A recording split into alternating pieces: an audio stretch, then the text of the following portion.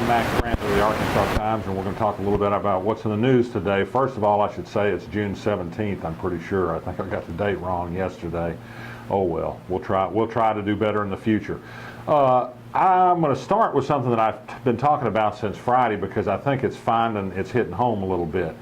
Last Friday, you might remember that Mike Ross emphasized his support for a ballot initiative to increase the minimum wage in Arkansas by $2.25 an hour over the next 2 years. Asa Hutchinson said flatly that he opposes this legislative initiative. He'd rather have the legislature itself talk about it, but he opposes the ballot initiative. I wrote about that this morning after Mike Ross issued a pretty tough news release calling on Asa Hutchinson to explain to the Arkansas people if he really is for a minimum wage increase, why he won't back this one. The Hutchinson camp blew a fuse, and they've gone nuts about some things I put on social media saying I should point out that Asa Hutchinson says he's for the minimum wage increase.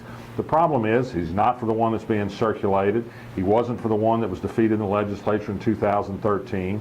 He's voted repeatedly against minimum wage increases when he was in Congress. He's spoken against them repeatedly. If he's for the minimum wage increase, he needs to stand and deliver. Is he for a dime increase, a dollar increase, what? It's not enough to just say I'm for it, but just not for any of the ones that have any hope of helping people in the short run. Another interesting story on the election front today comes from Politico. A reporter for Politico went with Tom Cotton down to El Dorado recently and got what amounted to a charm offensive from Tom Cotton. It included Tom saying, I think over breakfast one morning in El Dorado, "I'm warm, damn it." It was kind of joking, but it's meant to deal with the notion that Tom Cotton is not the warmest political candidate on the scene. But what Tom Cotton admitted in that interview I thought was very striking. And he said was, I want people to see through my ads about my family and me and my new wife and some of these personal appearances that I'm a real person. I'm just not my voting record. Well, folks, the voting record is what's important, and Tom Cotton's voting record is, as the Washington Post reporter wrote today, I think, perhaps too conservative, too extreme, too Tea Party, even for Arkansas.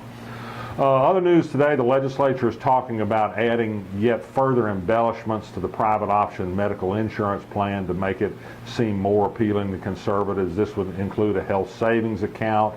It would include co-pays for poor people. It would include some restrictions on emergency medical transportation. These things all would create new bureaucracy, new costs, all in the name of making this somehow seem more conservative. Not very good ideas, but perhaps if it's what's necessary to politically save the program in the next legislature, we may need to do it. Elsewhere today, a libertarian law firm continues its assault on the state's regulatory procedures. It earlier sued over a State Board of Dental Examiners rule that prevented orthodontists from doing routine teeth cleaning.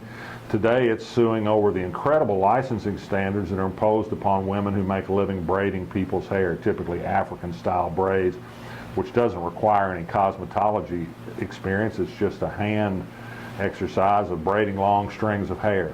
I've long said that regulatory schemes in Arkansas are more about protecting people from competition than they are about consumer protection. We've had nutty legislative candidates in the news. Stephen Meeks, a state representative from Greenbrier, said on Twitter last night that marriage equality was in the same league with pedophilia and bestiality. An amazing comment. This follows the news that a couple of libertarian candidates for Arkansas legislature were on Facebook yesterday talking about the Sandy Hook school massacre perhaps being a hoax. That's about all the bad news I can think of. I do recommend that you take a look at our blog and read what Little Rock School Board President Greg Adams had to say in response to my column of last week that said it may be time to discuss dire steps for the Little Rock School District. I'm Max Brantley. See you again tomorrow.